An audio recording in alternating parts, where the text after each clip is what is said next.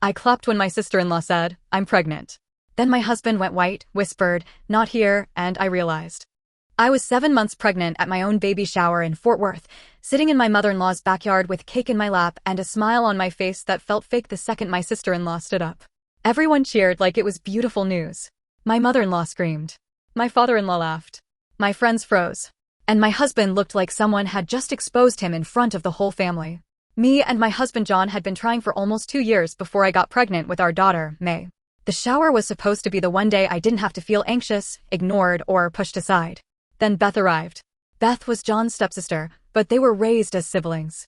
John's mother, Pam Trey, had him from her first marriage, so he kept the Reed surname. Later, Pam married Paul Trey and they had Beth. Same house, same parents, same holidays, same childhood photos in the hallway. Whether they shared blood or not, Beth was his sister in every way that mattered. And she always acted like I had stolen him. When John and I got engaged, Beth cried at dinner because she felt left behind. When I got pregnant, she said she hoped I didn't become one of those women who made motherhood her whole personality. When we set up the nursery, she said, "Must be nice to have everyone so excited for you." John always gave me the same answer. "She's insecure. She doesn't mean it. She's my sister. Just ignore her." So I did. I ignored the comments. I ignored the dramatic sighs. I ignored how she hugged John a little too long and looked at me like I was a guest in my own marriage. The baby shower was at Pam and Paul's house. Pam was a librarian and had decorated the backyard with pink balloons, children's books, cupcakes, and a banner that said, "Welcome, baby May." Paul, a welder, stayed near the grill and smiled quietly whenever someone congratulated him. My mother, Ruth Lake, brought a lemon cake she baked herself. My Aunt Wendy Iron brought a handmade quilt. My best friends, Belle Park and Kate Locke, brought diapers, wipes, and practical gifts because they knew that mattered more than cute outfits. For the first hour, I felt loved. John stood behind my chair, rubbed my shoulder, brought me water, and laughed when Paul joked that he needed diaper practice. He looked calm, sweet, excited. He looked like the man I thought I married. Then Beth came through the side gate 40 minutes late in a white sundress and oversized sunglasses, carrying a gift bag like an accessory. Pam jumped up immediately. "Beth, honey, you made it." Beth hugged Pam first, then walked straight to me and touched my stomach without asking. "Look at you," she said. "You're huge." I forced a laugh. 7 months will do that. She smiled. I mean huge in a cute way. Belle's eyebrows went up. Kate stared into her cup. My mother went still. John leaned down and whispered, "Ignore her." So I did. We played baby shower games. People guessed baby food flavors. Pam passed around advice cards. Aunt Wendy gave a short toast about how my grandmother would have loved to meet May, and I had to blink hard so I wouldn't cry in every photo. For a few minutes, I thought the day might still be mine. Then, right before cake, Beth stood up and tapped a spoon against her glass. The backyard went quiet. Beth smiled and said, "I know today is about Joan and John's baby, and I really don't want to take away from that." Belle muttered, "Then don't." Beth placed one hand on her stomach. "But since the whole family is here, I thought this was the perfect time to share that I'm pregnant too." For 1 second, nobody moved. Then Pam screamed, "Oh my God, Beth." She ran to hug her. Paul laughed awkwardly. My aunt clapped because she didn't know the family history. People started talking over each other. 2 babies? How exciting. The cousins will be so close. When are you due? I clapped too. I hate admitting that, but I did. Everyone was watching, and I didn't want to look bitter at my own baby shower. I had spent years being told Beth was sensitive, and I was too reactive, so I smiled. I clapped. I pretended it didn't feel like she had just stolen the air from the room. Then I looked at John. He wasn't smiling. His face had gone pale. His hand was still on the back of my chair, but his fingers were stiff against the plastic. He stared at Beth like she had just said something she promised she would never say out loud. Beth looked at him. For half a second, her smile slipped. John leaned forward, barely moving his mouth, and whispered, "Not here." It was quiet. Almost nothing. But I heard it. Beth heard it too. Her eyes flicked to me, then back to him. Then she smiled wider. That was when embarrassment turned into fear. Because my husband didn't look surprised. He looked cornered. After that, the shower became Beth's party. Pam kept touching Beth's stomach. People asked how far along she was. Beth said, "Still early." Later, when Kate asked, she said, "Maybe 10 weeks." Then when Pam asked again, Beth laughed and said, "Almost 3 months." Dates are confusing. I noticed. When you spend almost 2 years trying to get pregnant, dates are not casual. Weeks matter. Appointments matter. Every number means something. You don't forget how far along you are unless you are hiding something. John barely spoke for the rest of the afternoon. When Pam brought out the cake, she gave Beth the first slice. Maybe she didn't mean anything by it, but I remember staring at that plate while my daughter kicked hard under my ribs. My mother came over and squeezed my shoulder. "You okay?" she asked quietly. "I'm fine," I said. She didn't believe me, but she didn't push. She just stayed close until the party ended. Belle pulled me aside near the back door and whispered, "That was messed up." I nodded, but I kept my face calm. I didn't want to cry in Pam's backyard. I didn't want to give Beth the satisfaction. And I didn't want to ask myself why my husband had looked more terrified than shocked. On the drive home, John was silent. Not quiet. Silent. The kind of silence that makes every sound in the car feel too loud. I watched his hands on the steering wheel. His knuckles were tight. Finally, I asked, "Did you know?" He didn't look at me. "Know what?" "That Beth was pregnant." "No." His answer came too fast. I waited for more, but he said nothing. "You looked weird when she announced it." He exhaled sharply. "Can I not be surprised?" "That wasn't surprise, John." "What was it then?" I looked out the window because my throat was already tightening. "I don't know. That's why I'm asking." He said nothing for a few seconds. Then his voice softened. "I was angry she did that at your shower. That's all." I wanted to believe him so badly that I almost did. He reached over and touched my knee. "I'm sorry she ruined the moment." I should have said something. That sounded reasonable. That sounded like my husband.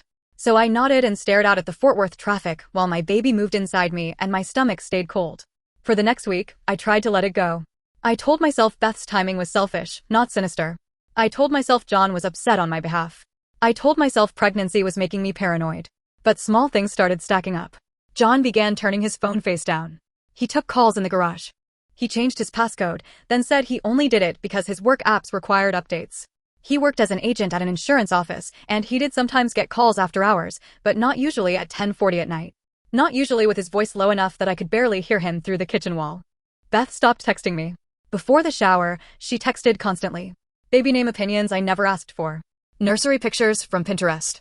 Comments about cravings even though she had not announced her pregnancy yet. After the shower, nothing. Silence. Then one Sunday, Pam accidentally gave me the first real clue. We were back at her house for lunch. I didn't want to go, but John said skipping would make things awkward, and I was too tired to argue. Beth was there, sitting at the table like nothing had happened, accepting attention from Pam while barely looking at me. Pam said, "Beth's appointment went well Friday, thank God."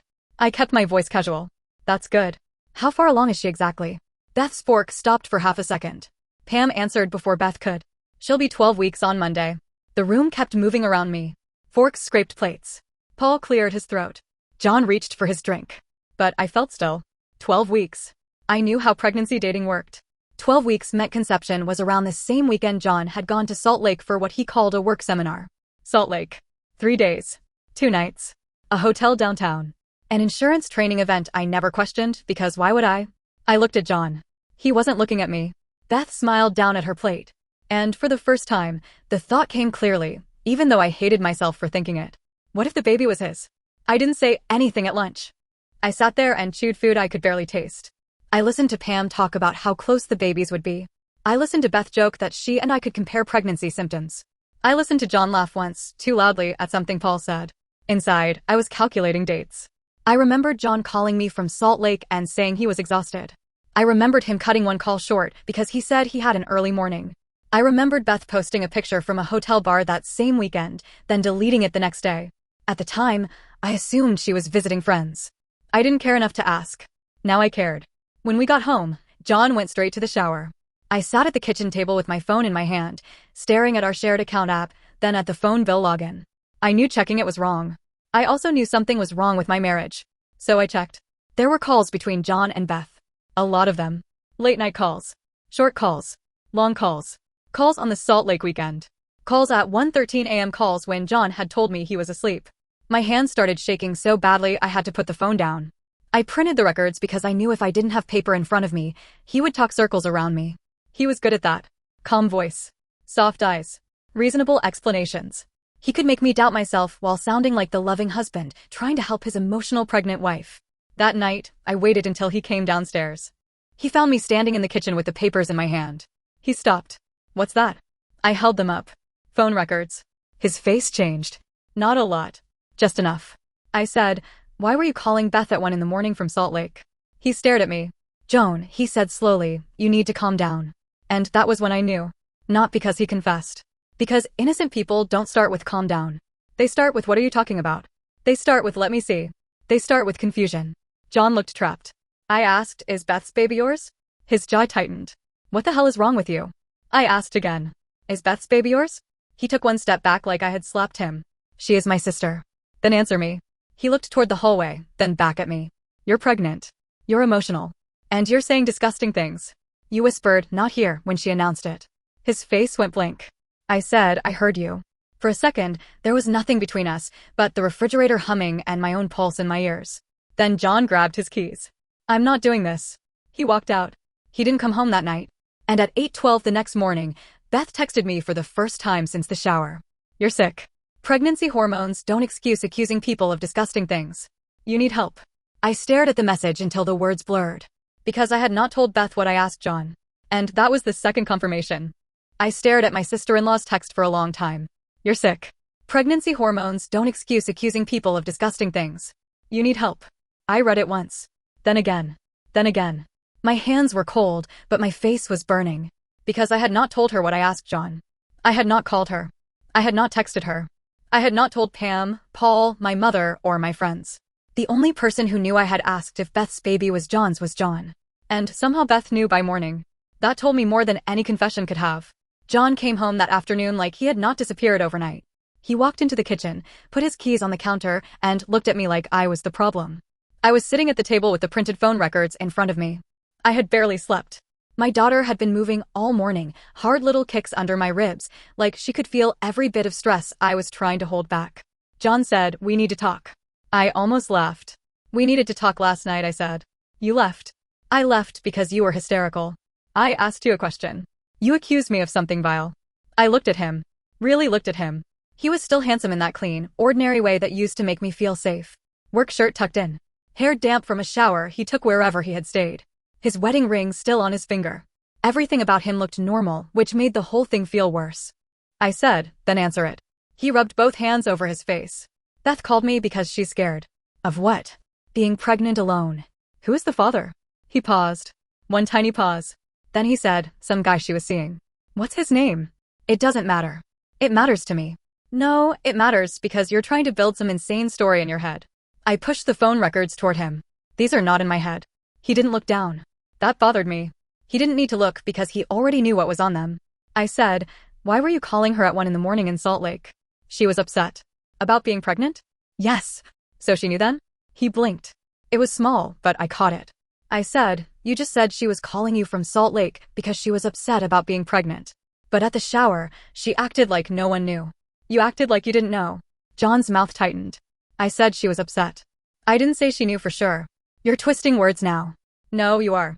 I sat back because my heart was pounding too hard. I didn't want to scream. I didn't want to give him the chance to point at my emotions and say, see, this is what I mean.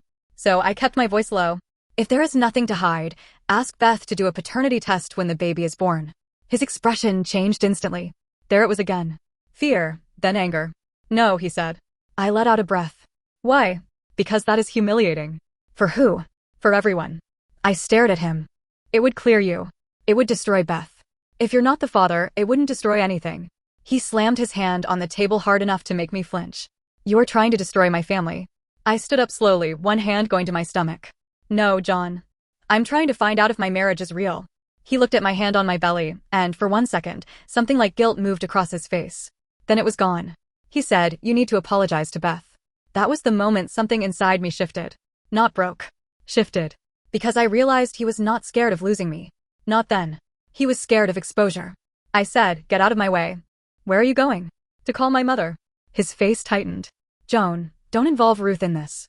I looked at him. Why? Because she'll believe me? He didn't answer. I called my mother from the bedroom with the door locked. I didn't tell her everything at first. I just said, Mom, I need you to come get me. Her voice changed immediately. Are you hurt? No. Did John touch you? No. I just need to leave before I fall apart. She said, pack a bag. I'm on my way. No questions. No lecture. No prove it first. Just pack a bag. That was the difference between my family and his. I packed like I was doing something illegal. Maternity leggings. 2 dresses. Prenatal vitamins. Phone charger. The folder with the phone records. A few baby things from May's room because leaving that nursery felt like ripping something out of my chest. John stood in the doorway while I packed. You're really leaving over a theory? I folded a shirt with shaking hands. I'm leaving because you disappeared all night, came home, lied badly, and told me to apologize. He said, this is not healthy for the baby. I stopped. That sentence hit me in a place he knew was already bruised. I turned around and said, do not use her to scare me. I'm not. Yes, you are. He looked away.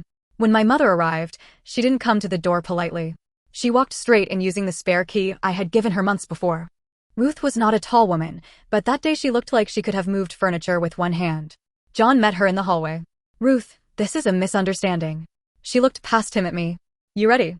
He said, she's pregnant. She shouldn't be running away every time she gets upset.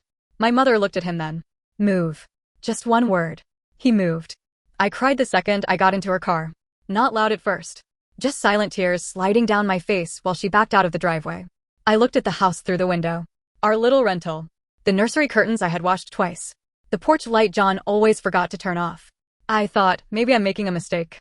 That's what people don't understand about leaving. Even when you know you have to go, part of you still wants the person you love to run after you with the truth. Not excuses. Not anger. The truth. John didn't run after me. He texted instead. You're being manipulated by your mom. Then, come home before this gets embarrassing. Then, I love you. Please don't do this. All within 10 minutes. At my mother's house, I slept in my old room for the first time in years. It still had the same closet doors that never closed right and a small dent in the wall from when I threw a hairbrush as a teenager. I lay there staring at the ceiling while May moved inside me, and I kept whispering, I'm sorry. I didn't know who I was apologizing to. My daughter. Myself. The version of John the First still missed. Over the next few days, his family started calling. Pam called first. I didn't answer. She left a voicemail. Joan, honey, I know hormones can make things feel bigger than they are, but this has gone too far. Beth is devastated. John is devastated. We need to come together as a family. As a family. That phrase made me feel sick. Paul texted once. Please don't punish everyone because of a misunderstanding. Beth texted again. You need therapy. I hope you get help before you hurt that baby with all your stress. I blocked her after that. John sent flowers to my mother's house. Pink roses. No note, just the delivery slip with his name. My mother put them in the garage because she said she didn't want my room smelling like guilt. Belle and Kate came over that weekend. Belle walked in with takeout and said, I'm not going to ask if you're okay because obviously you're not. Kate brought a notebook. I almost smiled. What's that? A list, she said. Because if your brain is spinning, we're going to put everything somewhere. So we sat at my mother's kitchen table and wrote it down. Beth announcing at my shower. John whispering, not here. Beth's shifting pregnancy timeline. Salt Lake weekend. Late night calls. John leaving after I asked. Beth texting me about an accusation I had never told her. Seeing it all in one place made me feel less crazy. Belle stared at the list and said, Joan, this is not nothing. Kate nodded. Even if the worst isn't true, something is wrong. That sentence mattered. Even if the worst wasn't true, something was wrong. Because part of me was still trying to find a version of this where John had not done the unthinkable. Maybe Beth was pregnant by someone else and John only knew earlier than he admitted. Maybe she had told him privately and made him promise not to tell me. Maybe the Salt Lake calls were about some other crisis. But then why lie? Why disappear? Why tell Beth? Why refuse the one thing that could clear him? I stayed at my mother's house for 3 weeks. During that time, John changed tactics almost daily. Some mornings he was apologetic. I miss you. I miss May. Please come home. Some afternoons he was angry. You are humiliating me over nothing. Some nights he was soft. I know you're scared. Let me hold you. We can fix this. One night, he sent me a photo of the nursery. He had finished assembling the crib. The curtains were tied back. The tiny shelf above the changing table had the little stuffed rabbit I bought after my 20-week scan. The room looked ready for a baby. Our baby. I stared at that photo for almost an hour. Then I cried so hard my mother came in and sat beside me without saying anything. I almost went back. That is the part one hate admitting. I almost packed my bag. I almost told myself I had overreacted. I almost convinced myself that a bad explanation was better than no marriage at all. I was 7 months pregnant, sleeping in my childhood bedroom, missing my husband so badly it felt physical. I wanted him to prove me wrong. I wanted to be embarrassed. I wanted everyone to laugh one day and say, remember when Joan thought that insane thing? I would have taken being wrong. I would have apologized to everyone if it meant my life could go back to what it was before that baby shower. Then Beth posted her ultrasound. I wasn't following her anymore, but Kate saw it and sent me a screenshot. Beth had captioned it. Can't wait to meet you, little man. A boy. The comments were exactly what you would expect. Hearts. Congratulations. People saying how cute the ultrasound was, even though ultrasound pictures all look like tiny shadows unless it's your own baby. Then one comment made my chest go cold. A cousin wrote, "Baby already has the Reed family nose lol." Reed. Not Trey. Reed. Maybe it was a joke. Maybe the cousin meant nothing by it. Maybe she was just one of those people who says stupid things online. But under the comment, John had liked it. Then unliked it. Kate had caught the screenshot before he removed it. I stared at the little heart beside his name. It was such a tiny thing. A like on a comment. Nothing that would hold up in court. Nothing that proved anything by itself. But it broke whatever denial I had left. Because if someone jokingly suggested my husband's stepsister's baby looked like his family, and he had nothing to hide, why panic and unlike it? The next morning, I called a family lawyer. His name was Greg Mix. He had a small office near downtown Fort Worth, and his receptionist squeezed me in after I cried on the phone. I hated that I cried. I hated everything about that day. I hated sitting in a lawyer's office with my belly pressed against the edge of a desk, explaining that I thought my husband might have gotten his stepsister pregnant. Greg didn't laugh. He didn't look shocked in a way that made me feel stupid. He just took notes and asked clear questions. Do you feel physically unsafe? No. Do you have access to your money? Yes, but most of it is in a joint account. Do you have copies of the phone records? Yes. Are you currently living separately? Yes. He nodded. Then we start by protecting you and the child. The child. Not the marriage. The child. That was the first time someone said it in a way that cut through my panic. By the end of that meeting, I had a basic plan. Move my direct deposit into a separate account. Keep records of every message. Do not threaten John. Do not contact Beth. Do not post anything online. Do not make accusations I could not prove. Focus on custody, housing, medical needs, and stability. It felt cold. It also felt safe. When John found out I had spoken to a lawyer, he lost it. He called me 6 times. I didn't answer. Then he texted. You're filing against me while pregnant? Then, you are going to regret making me the enemy. Then, 20 minutes later. I'm sorry. I didn't mean that. Please call me. I didn't call. Instead, I sat on my mother's couch with one hand on my stomach and let me kick against my palm. My mother sat beside me and said, "You don't have to decide your whole life tonight." I said, "I already did, didn't I?" She shook her head. "No. You decided to stop letting him decide it for you." A week later, Pam showed up at my mother's house. She did not call first. My mother opened the door but did not invite her in. Pam stood on the porch holding a bag of baby clothes and looking like she had been crying. "Can I please speak to Joan?" My mother looked back at me. I should have said no. But I was tired and part of me still cared about Pam. She was my daughter's grandmother. She had written notes inside baby books. She had cried when she felt me kick for the first time. So I stepped onto the porch. Pam's eyes filled immediately. "Joan, this has gone too far." I folded my arms over my stomach. Which part? The accusations. The separation. The lawyer. Beth is barely sleeping. I laughed once, not because it was funny, but because I couldn't believe Beth was still the victim in the story. Pam flinched.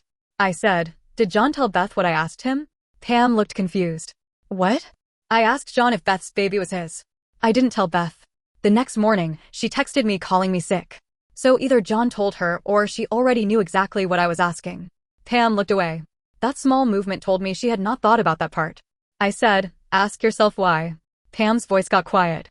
"Beth said you were jealous." "Of what?" "She said you couldn't stand sharing attention." I stared at her. I was 7 months pregnant at my own baby shower, Pam. She announced her pregnancy in the middle of it, gave 3 different timelines, and my husband whispered, "Not here." But somehow I'm the attention seeker. Pam's mouth opened, then closed. For 1 second, I sought out. Real doubt.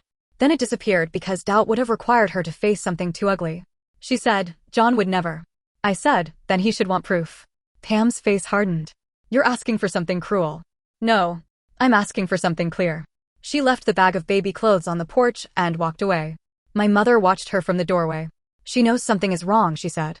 I nodded. "She just doesn't want to know what." That became the story of John's family. They didn't want the truth.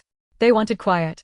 They wanted me to come back, apologize, give birth, smile in photos, and let Beth's baby become just another complicated family thing nobody talked about. They wanted the ugly thing buried so deep that I would start doubting it ever happened. But I had already spent too long doubting myself. So I filed for separation before May was born. I didn't do it dramatically. I didn't announce it online. I didn't send the phone records to the whole family. I didn't write a long post exposing Beth. I just signed the papers, moved my money, and let Greg handle communication. John was served at work. He texted me one sentence. "You really chose this." I stared at it for a long time. Then I typed back. "No, you did." I didn't know yet how bad the truth would get. I didn't know Beth would try to name another man as the father. I didn't know a paternity test would blow the whole lie open. I didn't know John would eventually admit enough in mediation to destroy the last bit of sympathy I had for him. All I knew was that my daughter was coming soon, and I could not bring her into a home where I was being lied to, shamed, and told to apologize for noticing the truth. So I stayed gone. And for the first time in weeks, even through the fear, I could breathe. May was born on a rainy Tuesday morning in Fort Worth. I had spent the whole night in labor, gripping my mother's hand so hard she joked later that I almost broke 2 of her fingers. I was exhausted, scared, and angry at myself because even after everything, part of me still wanted John there. That is one of the hardest things to explain. You can know someone betrayed you and still want the person you thought they were. You can hate what they did and still miss the way they used to rub circles on your back when you were in pain. Grief does not follow logic. It just sits in your chest and makes you feel weak for loving someone who hurt you. John was allowed at the hospital, but not in the delivery room. That was my choice.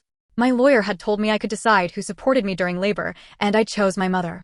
John came to the hospital waiting area, and Belle texted me that he looked pale and nervous. I didn't answer. I was too busy trying to bring our daughter into the world without falling apart. When May finally cried, everything went quiet inside me. Not the room. The room was loud. Nurses moving. My mother crying. The doctor talking. My own breath shaking. But inside me, the noise stopped. They placed May on my chest, tiny and warm and furious, with a full head of dark hair and her little fists tucked under her chin. I looked at her and thought, this is why I left. Not because I was sure. Not because I had proof. Because she deserved a mother who was not being slowly trained to ignore her own instincts.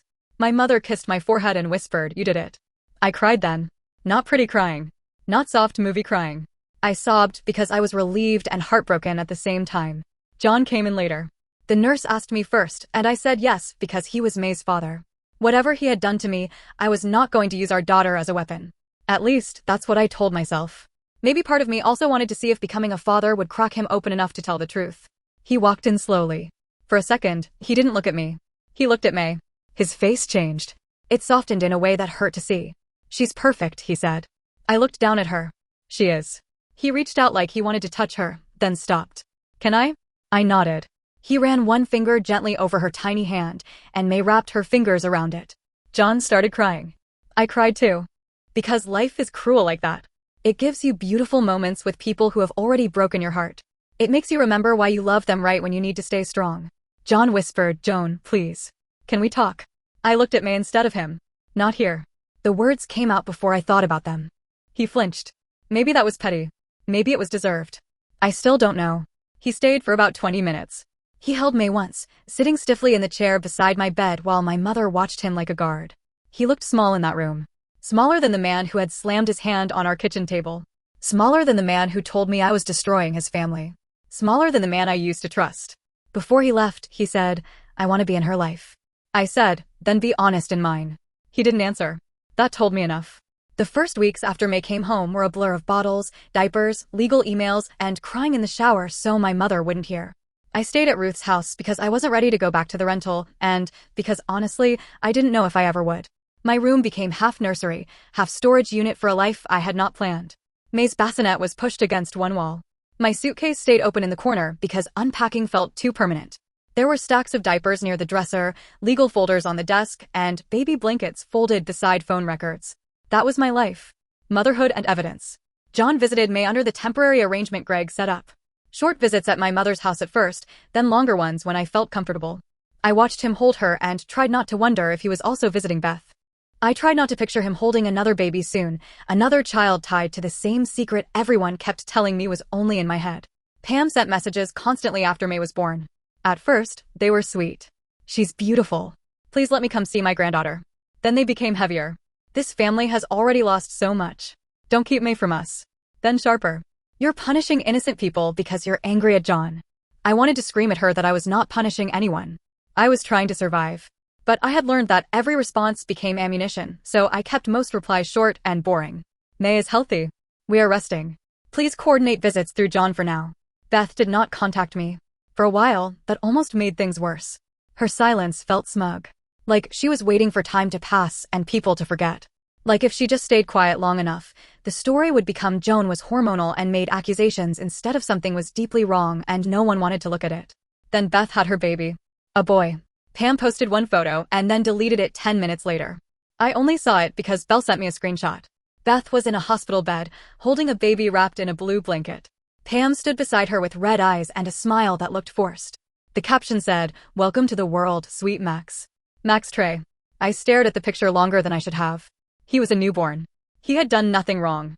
He was tiny and innocent, just like May. Whatever brought him into the world was not his fault. That thought made the whole thing worse. Because adults create messes and babies inherit them. For a few weeks, nothing happened publicly. John's family posted almost nothing. Pam did not call me as often. John looked worse every time he came to see May. He had dark circles under his eyes. He lost weight. His shirts hung differently on him.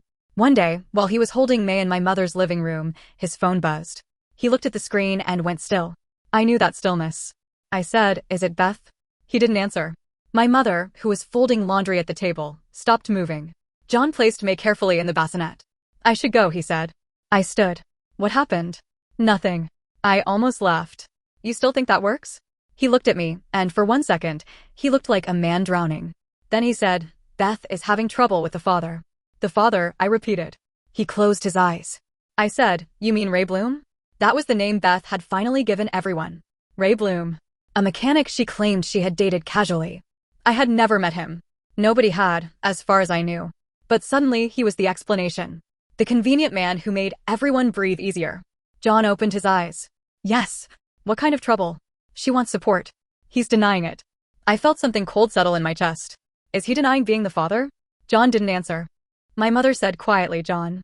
He looked at her, then back at me. "He wants a test," John said. There it was. The thing I had asked for months earlier. The thing John had called cruel. The thing his family said would destroy Beth. Now another man was asking for it, and suddenly no one could call him hormonal. I said, "Good." John's face twisted. "Joan." "No. Good. If Ray is the father, the test will prove it." He stared at me like he wanted to say something but couldn't find a lie fast enough. I stepped closer. "And if he isn't?" John picked up his keys. "I have to go." He left before May woke up. 3 days later, Pam called me at 6:08 in the morning. I remember the exact time because May had finally fallen asleep after a rough night and my phone buzzing felt like a personal attack. I almost ignored it, but something in me knew. I answered quietly. "Pam?" She was crying so hard I could barely understand her. "Joan, we don't know what to do." I sat up slowly. My mother woke in the chair beside the bed. She had fallen asleep there after helping me with May. I said, "What happened?" Pam sobbed. "Ray isn't the father." I closed my eyes. For a second, I didn't feel victory. I didn't feel satisfaction. I didn't even feel shock. I felt tired. So tired I could barely hold the phone. Pam kept talking. "Beth is saying the test is wrong. She's hysterical. John won't answer me." Paul left the house. I don't know what to do. There was a pause where I realized she was waiting for me to comfort her. After months of being called emotional, jealous, unstable, cruel, and hormonal, she was calling me to help carry the truth she had refused to look at. I said, "I do know what you should do." She sniffed. "What?" "Stop calling me." Then I hung up. My mother looked at me. I thought she might tell me I was too harsh. She didn't. She just nodded. After that, the silence broke. Not all at once. At first, it was whispers. Family members who had ignored my calls suddenly wanted to check in. A cousin messaged Belle asking what I knew. Paul called John, then came to my mother's house and sat in his truck for 10 minutes before leaving without knocking. John didn't come for his next visit with May. He texted, "I'm sorry. I can't today." I wrote back, "May needs consistency. If you miss visits, I will document it." He replied almost immediately, "Is that all I am to you now? Documentation?" I stared at the message. Then I typed, "You taught me to keep records." He didn't answer. 2 weeks later, we had mediation. Greg told me to be prepared for John to minimize everything. He said people rarely confess cleanly when money, custody, and shame are involved. He told me not to react emotionally if John said things meant to provoke me. I thought I was ready. I wasn't. The mediation office was cold and beige, the kind of place that smelled like coffee and printer paper. I sat on one side of a conference table with Greg beside me. John sat across from us with his own lawyer, looking like he had not slept properly in weeks. He wouldn't look at me at first. The mediator started with property, custody schedules, temporary support. Normal divorce things. Boring things. Painful things. Who keeps what? Who pays what? Who gets which holiday? Then Greg brought up the phone records. John's lawyer shifted in his chair. The mediator asked John whether he had been in contact with Beth during the Salt Lake trip. John said yes. Greg asked, were those calls related to her pregnancy? John swallowed. Some of them. My hands were folded in my lap. I pressed my nails into my palms to stay still. Greg asked, "Did you know Beth was pregnant before she announced it at Joan's baby shower?" John's jaw worked. Yes. The room blurred for a second. I had known. Of course I had known. But hearing him say it still felt like being punched. Greg asked, "Did you tell Joan?" "No." "Why not?" John looked down. "Beth asked me not to." Greg paused. "And why would Beth ask you, specifically, not to tell your wife?" John said nothing. The mediator looked at him. His lawyer whispered something, but John shook his head. Then he said, "Because there was a chance it was mine." There it was. No dramatic music. No screaming. No glass breaking. Just one sentence in a beige room. A sentence that confirmed every sick feeling I had swallowed for months. I felt Greg's hand shift near his folder, like he was ready in case I reacted. But I didn't. I just stared at John. He still wouldn't look at me. Greg asked, "A chance?" John rubbed his face. "It happened once." I laughed. "I didn't mean to. It came out sharp and ugly." John looked up then. "I said once." He closed his eyes. His lawyer said, "My client is not here to discuss every private detail." Greg said, "Your client's private details directly affect custody, support, and the emotional environment surrounding both children." Both children. The words landed heavily. May and Max. My daughter and Beth's son. John said, "It wasn't some affair." I stared at him. He looked at me finally, desperate now. "It wasn't like that." "What was it like?" I asked. My voice was quiet. Too quiet. John swallowed. Beth was upset. She had been drinking. I had been drinking. We were in Salt Lake for separate reasons, and she called me because she was crying, and I went to her hotel. I felt sick. He kept talking, like if he explained enough, he could make it less ugly. She said she felt alone. She said everyone had someone except her. She said I was the only person who ever understood her. I whispered, "She's your sister." John's face tightened. "She's my stepsister." That was the sentence that killed the last living part of my marriage. Not the confession. Not the pregnancy. Not even the lies. That sentence. Because he had found a technicality and tried to hide inside it. I said, "You were raised together." He said nothing. I said, "Same mother. Same home. Same family." He looked away. Greg gave me a warning glance, not unkind, but firm. "Stay focused." So I sat back. John admitted there had been more than one time. Not many, according to him. That was how he phrased it. Not many. As if the number could make it cleaner. As if twice was a tragedy but 3 times was a pattern. As if any version of it was something I could wash off my life. He admitted Beth told him she might be pregnant before the shower. He admitted he told her not to announce it publicly until they figured things out. He admitted that when she announced it anyway, he panicked because he knew the dates could expose them. He admitted telling Beth about my accusation after he left our house. He admitted he had lied when he said he didn't know. But he still tried to say he loved me. That was the part that made me angriest. He looked across the table and said, "I never stopped loving you." I said, "You just stopped respecting me." He had no answer. Mediation did not solve everything that day, but it changed the air. John could not pretend anymore. His lawyer could not frame me as unstable. His family could not keep saying I had invented something because I was jealous. The truth was out. Ugly. Incomplete. Still wrapped in excuses. But out. After mediation, I stood in the parking lot with Greg while John walked to his car. He stopped halfway and turned around. "Joan." I didn't want to look at him, but I did. He said, "I'm sorry." I waited for something real after that. Something that wasn't for him. Something that named what he had done without shrinking it. He said, "I never meant for this to happen." That was when I knew sorry was just another way for him to ask for less consequence. I said, "You meant every step until consequences showed up." Then I got into my mother's car and left. The fallout in John's family was worse than I expected, and also exactly what I expected. Pam stopped speaking to Beth first. Then she stopped speaking to John for a while.